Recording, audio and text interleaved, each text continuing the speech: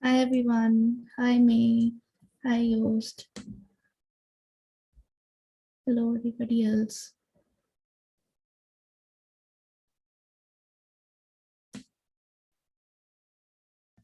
Hello, hello.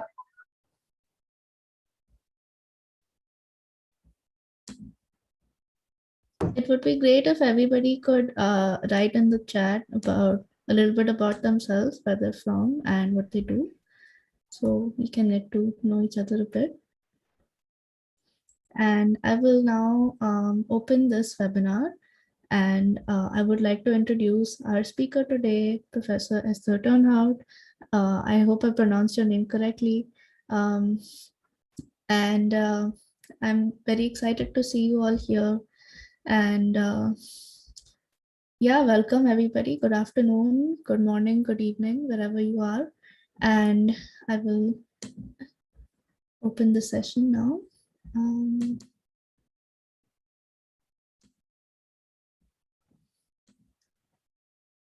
Can everybody see my screen?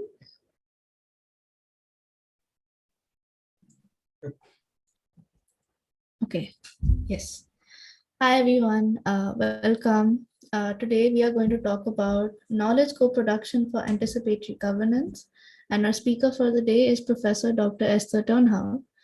We will begin with some introductions, and then we will be watching a half-an-hour presentation from Professor Turnhout, and followed with some questions from the audience for 20 minutes, and then we will share our closing remarks.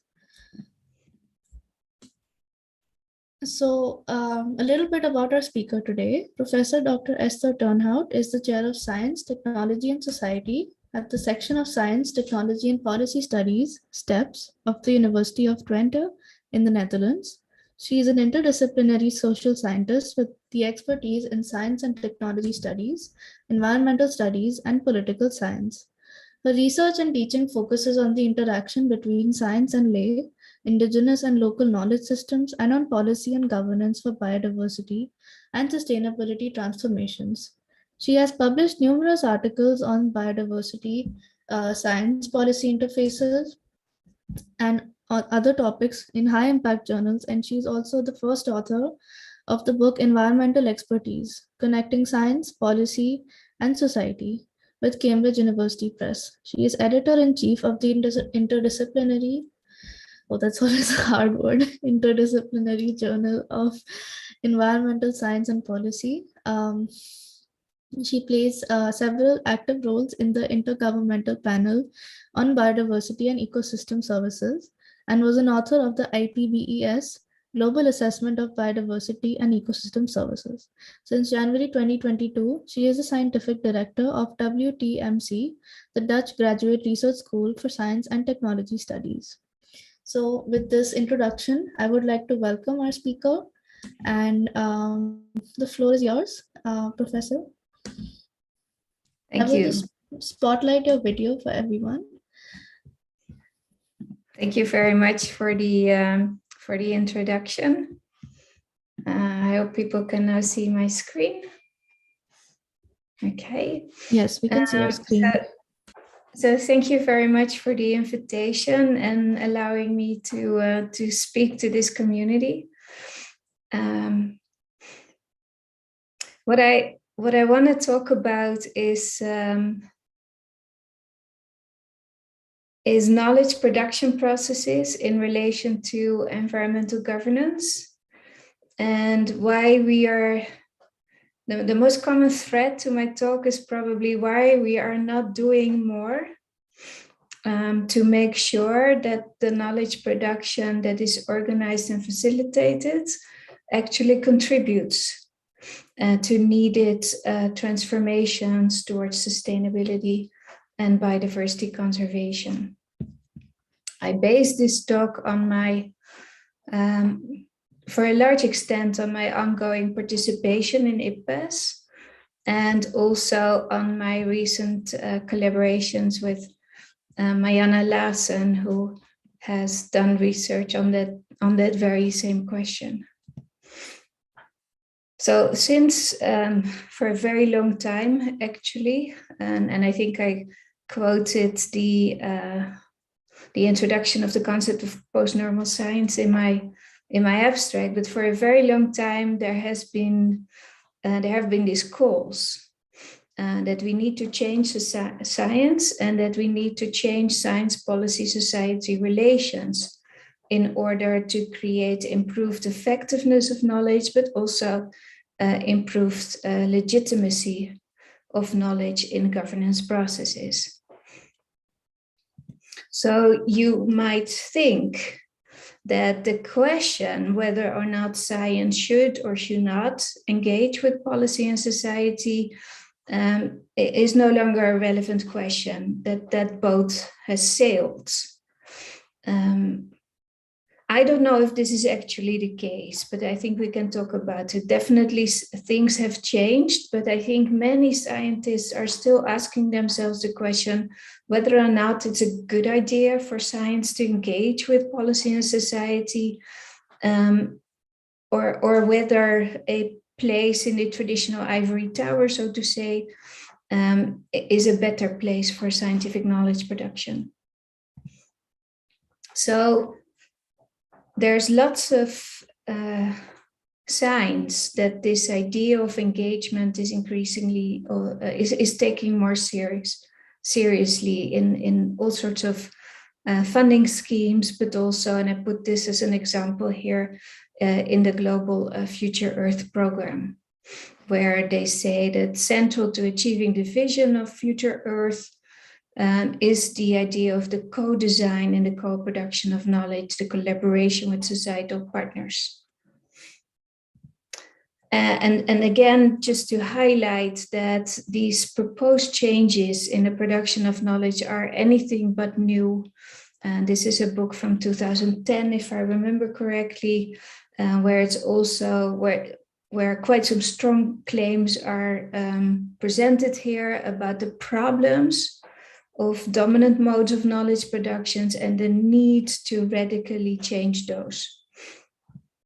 So the question that I will ask, and I'll base myself on work with Mariana that I have engaged with, that we have started to do together in the past year, more or less, or the past 2 years. Why are we not making more progress in the actual transformation of the production of scientific knowledge? Now, one reason why we're not making more progress is because we still have this. So we still have a quite prominent, you could say, contract between science and governance, particularly on the global level, as the examples I show here, which are organized around what is called the linear model, where science is produced separately from society in order for science to be able to produce objective knowledge, which then is taken up by society and policy as evidenced by the taking of rational decisions. So global bodies like the IPCC or IPBES are organized around this vision that the production of science, provided that it is synthesized appropriately and communicated well, can actually support governance and decision-making. Now, of course, there's lots of criticisms about this. And one of the strong ones that was also clear in a recent paper that appeared in Climate and Development, which Mariana and I also responded to, it's quite clear that governance is not holding up their end of the bargain, so to say. So science does these enormous efforts to assess knowledge, present it to society in actually the form that policymakers also request, but then politics does not act. But one thing that this perspective and this dominant mode of organizing science, policy, society relations has created is that we see an increased dominance, you could say, in sustainability science, in global environmental change science on what I call here, following a recent article, the planetary perspective, which focuses on quantitative integrated assessment modeling, which is quite interdisciplinary, but in the framework of integrated assessment modeling, which takes the planet as a singular thing and as a system, and which focuses basically on diagnosing how that system is doing and what the changes are, and what aggregate drivers cause the changes in the state of that system. Now, what this perspective does actually, it creates and what this linear model also does, it creates a politics of neutrality, which is also clear in the vision of the IPCC and IPBES, which all say that science must be policy relevant, but it cannot be policy prescriptive. Now, what this planetary perspective in knowledge has done is by upholding to a rather problematic vision of neutrality, what it actually has started to do, and I'll just put this quote by Julia Steinberger up here, is that by following dominant agendas, dominant policymaking agendas, by answering the research questions that follow from these dominant agendas, what science has ended up doing is serving vested interests. And she gives here the example of negative emissions and carbon removal. And she says they're only in the models to protect powerful industries. Governments have requested that the IPCC model those. But of course, this is, although it's given by government, doesn't mean that it's a neutral choice. So the politics of neutrality actually plays out in the interest of the status quo. She argues for a politicization of the IPCC because she says if we don't fight this, we will reproduce the status quo and we will constantly be contributing to making things worse. Similar, well, maybe similar, but slightly different things have been said about integrated assessment a number of times. And one of them is not just that the neutrality serves the status quo, but also the inactionability of whatever comes out of these assessments also serves the status quo.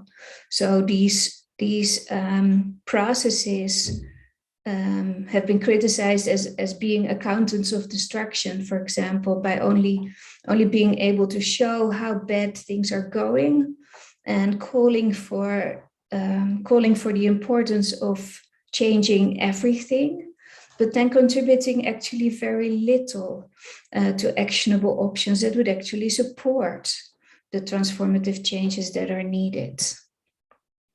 So one of the crucial issues here is that particularly global environmental science has to commit to the existence of a singular global reality that it can represent. Which, for example, which by using aggregate global drivers instead of specific causes of change, erases inequality and erases the actual inequality, both on the side of those who benefit from the destruction of the planet and those who suffer the consequences. So the continued existence of the linear model is important to recognize that this is really a science policy look-in. It is not just a model that is convenient for experts, it's demanded by policymakers, and it's institutionalized in these assessment processes. Both global environmental science and global knowledge, global governance need to commit themselves to a shared belief in a singular world for science to represent and assess, and for policymakers to govern. So this lock-in is one reason why we haven't made more progress in the transformation of environmental knowledge production. Now, of course, there have been changes in knowledge productions in relation to the trends and developments that I started with.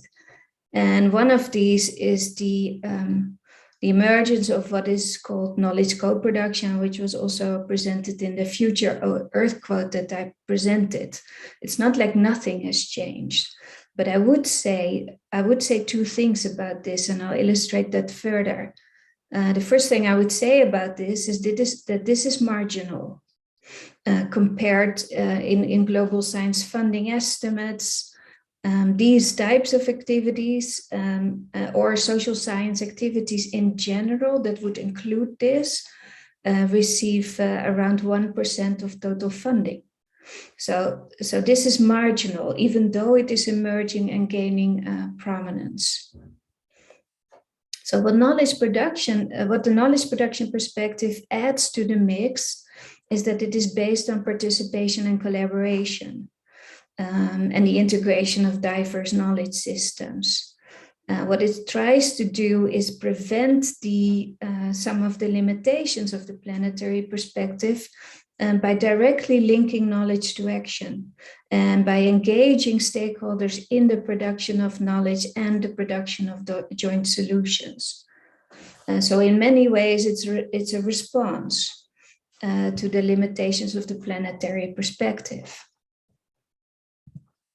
But then this is also not without its problems, because the ideals of inclusion and diversity of knowledge systems are wonderful and very important, and I would not wish to abandon them. So please do not interpret my talk as a plea to abandon this form of knowledge production, but in practice, it suffers from some of the same problems as the planetary perspective, where also in very different ways, though, it ignores power by claiming that everyone can join and failing to address actually the uneven power relations between those who are then asked to join. It also, some of the problems also relate to the prioritizing of consensus and agreement. And there are, in many practices of co-production, preconceived ideas about what diversity means. So for example, in IPBES, there is also the ambition to include diverse knowledge systems and diverse genders and diverse regions. But all of these types of diversity come with fixed classifications. So diverse regions means the 5 UN regions need to be represented in a balanced way. Gender means women and men. And diverse disciplines means natural science, social sciences, and indigenous knowledge. So they come with preconceived categorizations of diversity, which can easily lead, particularly the ignorance of power relation, that an inclusive process actually is a process of co-optation of minorities and marginalized perspectives in these processes, mirroring actually what has been long established in studies of participation. Which have also been criticized for their unintended consequences, often ending up strengthening the existing power inequalities, but now legitimized with the participatory veil. So if you are marginalized, it's now your own fault for not properly participating in the opportunities that were given to you. So again, asking why are we not making more progress? First of all, and I should have really added this to the slide, co-production is marginal. The majority of the funding still goes to natural science and technical forms of knowledge production. Second, co-production suffers from some of the similar problems, an apolitical framing of knowledge and of knowledge-action relations, the assumption of consensus, inequities beneath knowledge systems are reproduced, and in co-production processes, because they're often quite local, there is either limited impact of these processes, limited to the actual direct locations where the process takes place, or if it can scale, there is a risk of it being co-optated and actually only strengthening existing regimes. So reflecting on this a little bit more and perhaps also zooming out a bit, our answer to this question, why are we not making more progress, is not yet finished. We want to work more on answering this question in the context of environmental knowledge. But what we see is that scientific habits and methods, norms about good science, neutrality, for example, appropriate science policy relations, the linear model, and power positions, where certain forms of knowledge have much more power, prestige, and resources at their availability, are hard to kick, particularly by those privileged perspectives in science itself. So the existing inequities within and between knowledge systems lead to certain frames of what the environmental problems are and what solutions are possible and what knowledge is needed to bring to bear on these issues gain dominance over others.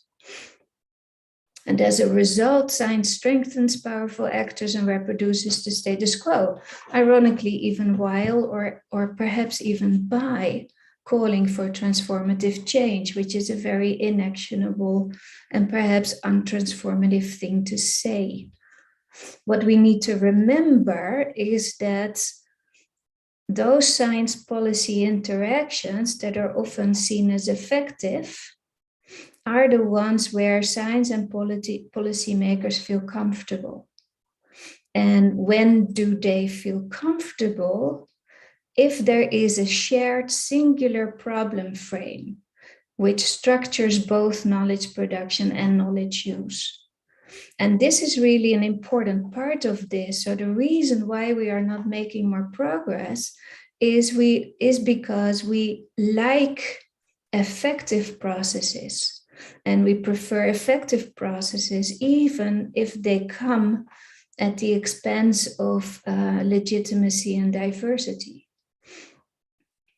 So what I see often in my own encounters with scientists and policymakers, the science policy interfaces that serve as a model for the development of new science policy society interfaces are those where there's actually quite a problematic form of groupthink, where both the researchers and the policymakers think very much alike about what has caused problems and what should be done to solve them and what knowledge should be produced to help solve these issues.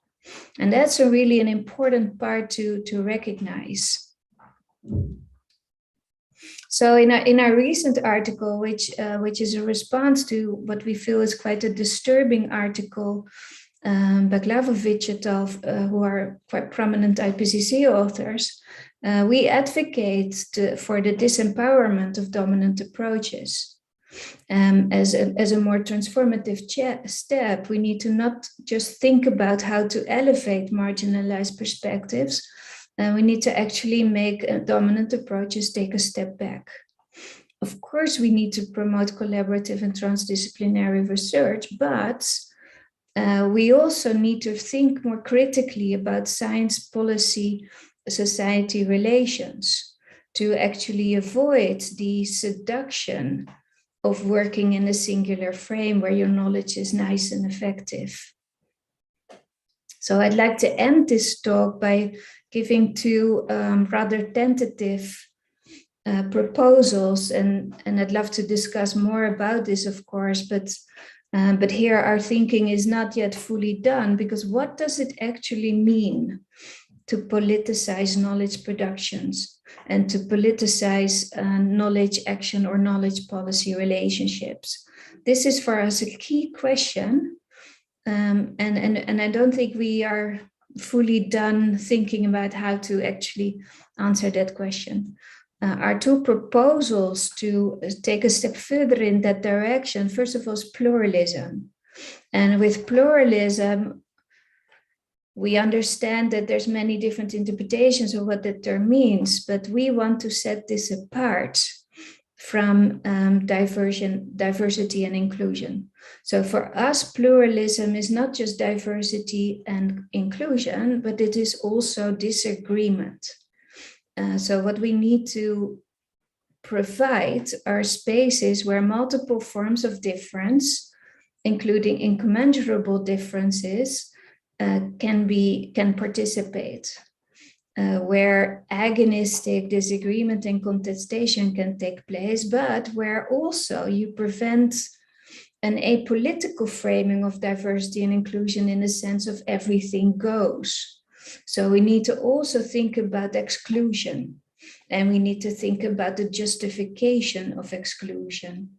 So the deliberate political, strategic thinking about what to include, what to exclude, and how exactly we're going to do inclusion and pluralism without violent forms of consensus, I would say. The second tentative proposal, and it's in my thinking, this is very much in line with this proposal, is decolonization.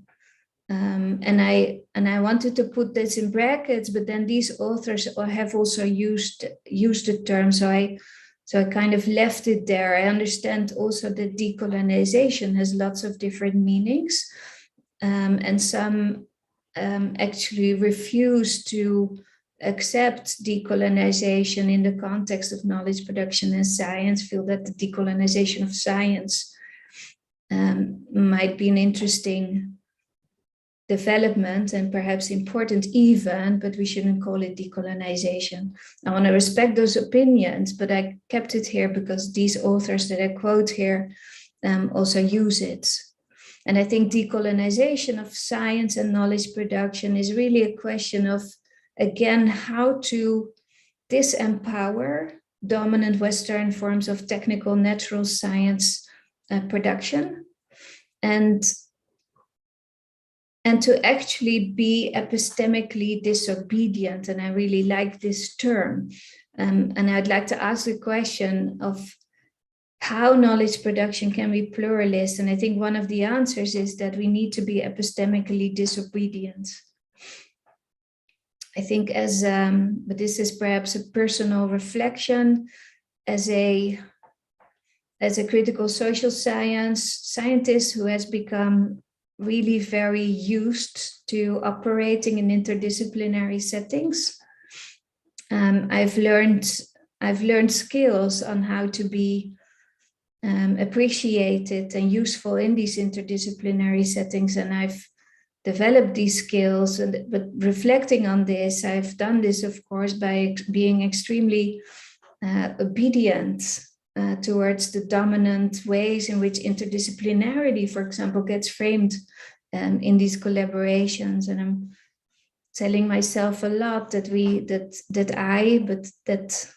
that sometimes takes courage that I do not have, can push back a little bit on these pre-framed ideas about how to produce interdisciplinary global environmental knowledge. And I'm part of the IPBES assessment on transformative change as one of the authors. So this is really something that I'm thinking about a lot right now. How to do this better than how I did this, how I did not do this actually at all in the global assessment. I'll leave it with that. Thank you very much for your attention. Thank you so much. That was really a lovely talk. And I think it spurred a lot of questions with our audience. And I would like to invite our audience to ask some questions to our speaker. You can feel free to switch on your camera, mic, and have a discussion, or you can leave your questions and comments and thoughts in the chat, whatever you are more comfortable with. So the floor is yours, and I will moderate the questions, of course.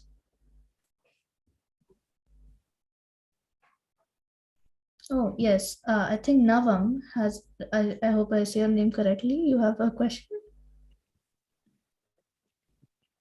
Thank you. Thank you so much. And thank you, Professor, for your very interesting conversation and a summary of your work. I work in Sri Lanka, which is definitely in the global south. So we get a lot of those dominant narratives playing a role in governance, in this part of the world. But a question that I have is not so much, where the knowledge is coming from, but rather what it does for people. And in a sense, I have two issues. The first is, how in a way there's this risk that people experiment with epistemic disobedience, as you put it. I'm sorry, ideological, disobedience. Another person mentioned undisciplined, which is, I understand the appeal of it, but in situations where these experiments are mostly done in developing countries. So in developed countries, these experiments, there are the institutions, I talk about the quality of democracy, the quality of regulatory agencies.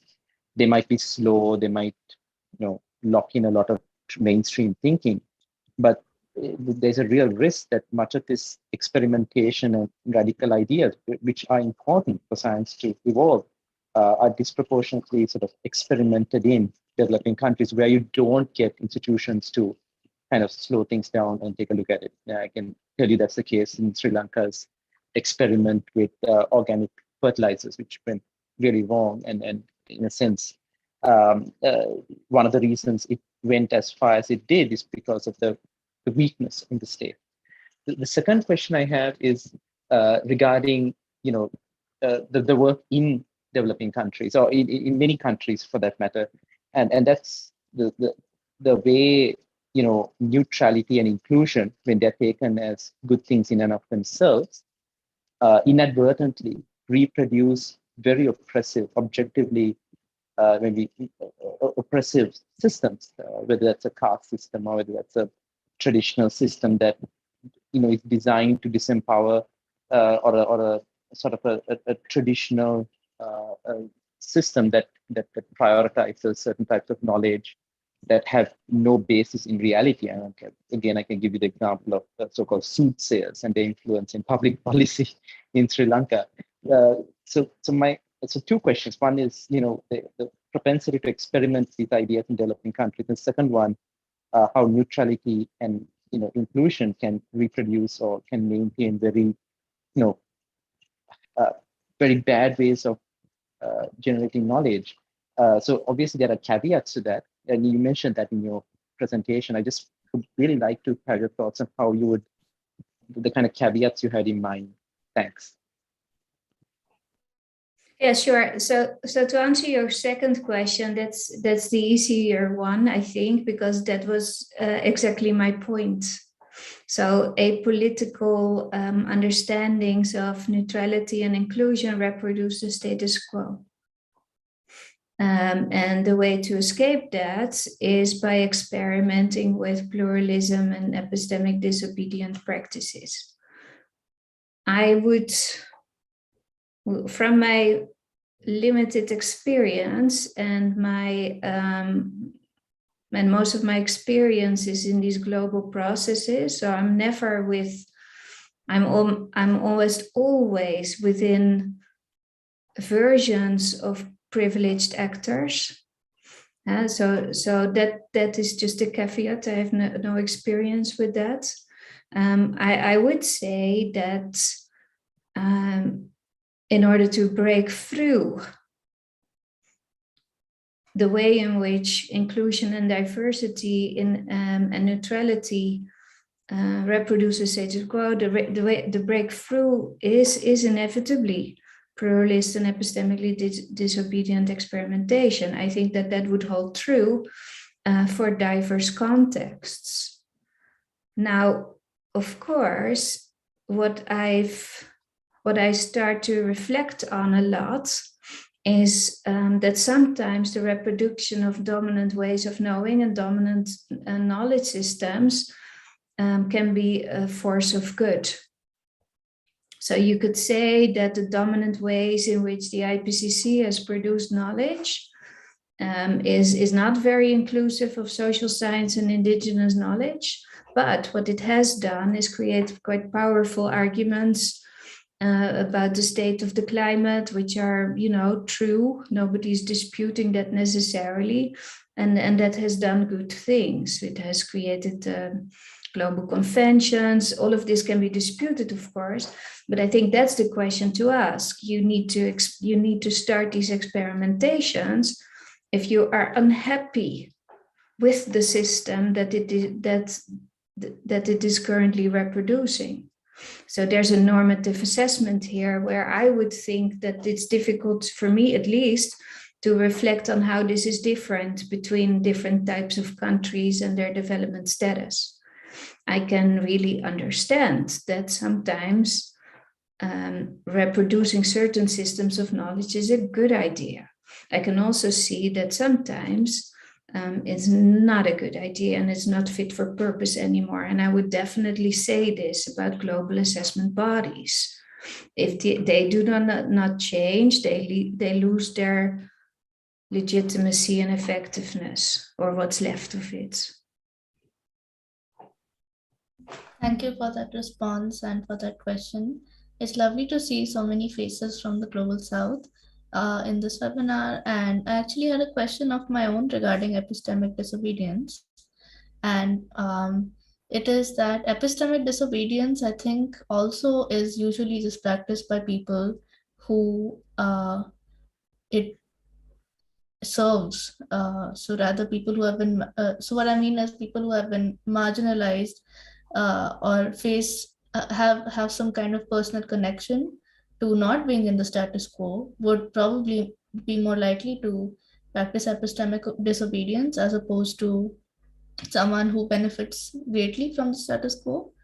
So doesn't that put the burden of decolonizing science and changing the way science is done?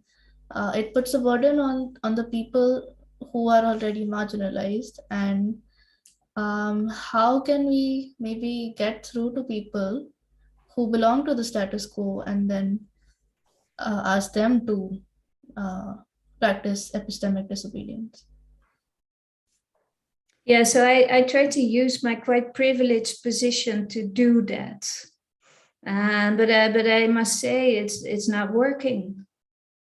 Yeah, so yeah, so I'm not getting very far, because of patterns indeed that have been quite clearly described in various types of marginalization studies of marginalized perspectives, whether that's gender, ethnicity, discipline. My attempts to use my at least partly extremely privileged position to push back against those have actually are not very successful, because they actually contribute to my marginalization. The more unpalatable you are, and I've actually stopped making excuses for myself a couple of years ago, the more unpalatable you are, the easier it is to marginalize and exclude you. So I still think that I have enough capital, scientific capital, social capital, networks to still try this in these global, at least in these global settings that I operate in, but it's not working. So this is why also both Mariana and I became so intrigued by the question, what is blocking all of this? And where we've come up with quite a diversity of reasons for why it's not happening. And part of it really has to do with power and prestige, and academic resources. So it's incredible how the natural scientists that call for transformation block transformation. And how ugly those conversations can get, yeah, if you're not careful, and I'm not known to be careful. Thank you. And it sounds like a quite difficult position you are in. And I would like to ask you. Yeah, I would like to ask Yost to go ahead and ask a question. Thanks, Nivedita. Sorry about the noise. Working in a noisy cafe, which helps with my concentration. Anyway, yeah, I'm super interested in this, and also share your frustration about all of this and urgency to change it. And I'm just wondering if you see any avenues for like completely different avenues for thinking about futures that are maybe outside of this sort of dominant system, but are nonetheless powerful. So, for instance, in media or something like that, you know, in other places of sort of public discourse, where entirely different framings of the future might be presented and sort of societally powerful. If you have any ideas. Yeah. Of course, I come with this bias and this also continued fascination of these global processes. And I'm still there because I haven't given up hope. But honestly, I think, well, I actually think that the co-production perspective and approach is quite promising if you can connect it to activism and social movements. And I've become more interested in thinking through and perhaps also trying to start some research on, for example, environmental monitoring and citizen science, but in direct connection to empowerment. So with an explicit political purpose. I've also become quite interested in actually disenactionable global knowledge. I mean, at a certain moment, there was this eye-opening moment for me. And then I don't know if you've ever experienced an eye-opening moment. You think, oh, how stupid was I? Because I kind of knew this before as well. But the Shell court case that was won in the Netherlands got me thinking on this about something that, of course, I should have known already for a very long time. But actually, this inactionable global knowledge can be actually quite powerful if it can play a role in national accountability dynamics between the state and civil society. So again, this is really a result of my global bubble. Because these assessments, you create them for governments, and governments applaud, and then they do nothing. And that's also where my knowledge ends. But of course, these reports are being mobilized by social movements. So I think that a lot of social movements need evidence. They need evidence that they can use, and you don't have to really transform your understanding of science to help them get that. And they also need empowering knowledge. So that's where I would look now, and I'm very also interested by agroecology movements in the Netherlands and elsewhere, as well as one of the examples. Community-supported agriculture, where there's clearly a need to create more evidence in a rather traditional sense, but there is also a need to create more knowledge about how social movements can contribute to transformation and what factors block. So what is the power relations that block these transformation? What's power? What is vested interest? And in the articles with Mariana, we also point this out, that critical social and political science, even without co-production, is also marginalized because it's uncomfortable knowledge. And I've been told repeatedly to my face in many of the things that I do, that we don't need to research that because we all know it. And that, of course, is such a lie. and it's deliberate. Yeah, that is, yeah. So that gets marginalized because people do not want to know. Amazing. I'm really interested in this notion of activist sort of mobilization of futures as well. And I have a project with folks from Oxfam about this. So I'll tell you more about that another time. It's really exciting. Yeah, because it's ridiculous that the sources that I need to say the things that I want to say are Oxfam. Yes. It's really amazing that our public institutions do not create this knowledge. Yeah, exactly. Thanks a lot. Really wonderful. Thank you. And our next question is from Eduardo, who says that he is in a very noisy airport. And a comment from Eduardo is that one step forward would be to change academic evaluation systems so that scientists are incentivized to engage. I think everybody's nodding in agreement, so we can all agree that evaluation systems must change. And the question from Eduardo is, what kind of indicators should be used to evaluate if scientists are engaging in productive interactions with stakeholders? In my university in Mexico, we just use academic productivity. That is, of course, insufficient to measure transdisciplinarity.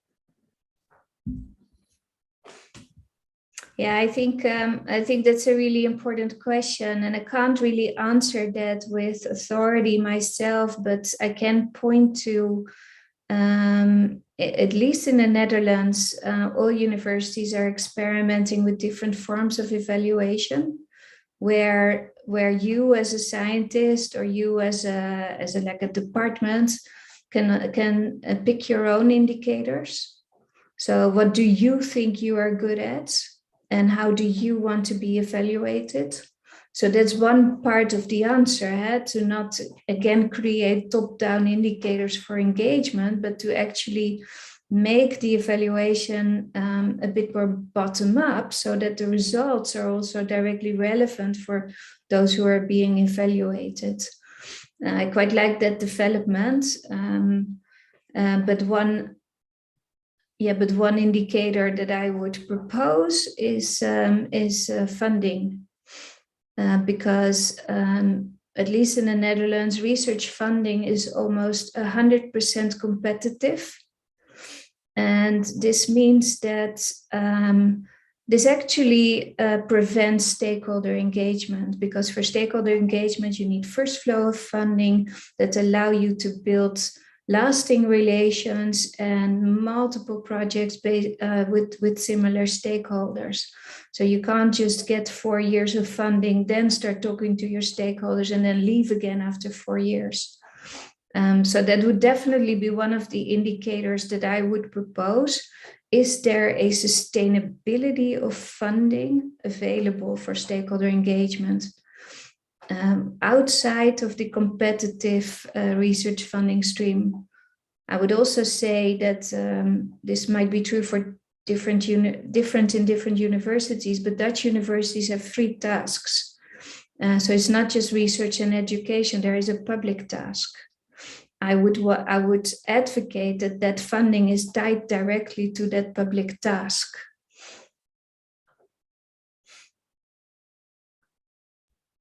Thank you. Is there any other question? Would anyone like to ask themselves, or I can read it out from the chat? Okay, well, I think Anita had a question, but she dropped out. She has joined again. Oh, I think she's having some connection issues. Oh, she's back again, I think. Oh, is she? Yes. Yeah, she's connecting. Great. Yeah, Anita, sorry, you saw some of these slides. I know you saw them before. No, it was a good refresher. Yeah, and a reminder of that quote in particular, I appreciated. So.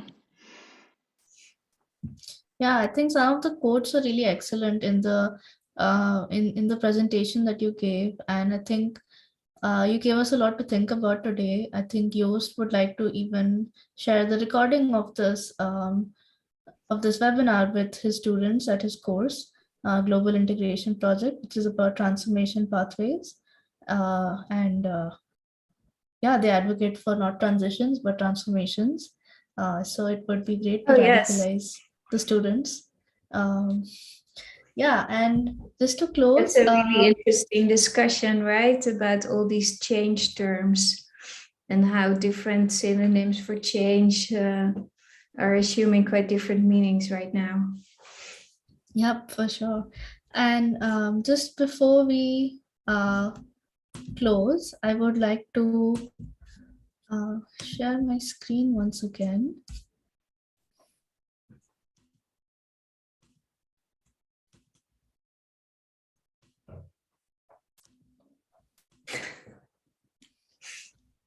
So, oof, this is not presenting. So embarrassing. Yes, but we would like to thank you for speaking to us today. And I had emailed you a few days ago about your favorite animal or plant species, but I think you were quite busy and I didn't get a response. Oh no, but I love these. I love these. They are in my garden. Yes. Yeah, that is what your husband Jerry told me. He's a professor at Utrecht. So I emailed him. So because someone told me he is your husband. So yeah, I told him to keep it a secret. So I will email you this drawing soon, and I hope that you had as much fun today at this discussion as we did. And thank you once again, audience, and also Professor Turnhout for being here. And sure, yeah, that's lovely. Yeah. Thank you. Yeah, I love Regina says. Yes. That's great to hear. Thanks, everyone. Okay. Thank you so much. Bye-bye. Thank you. Thanks, Esther. That was awesome. Thank you. Nice to see you. This was super interesting.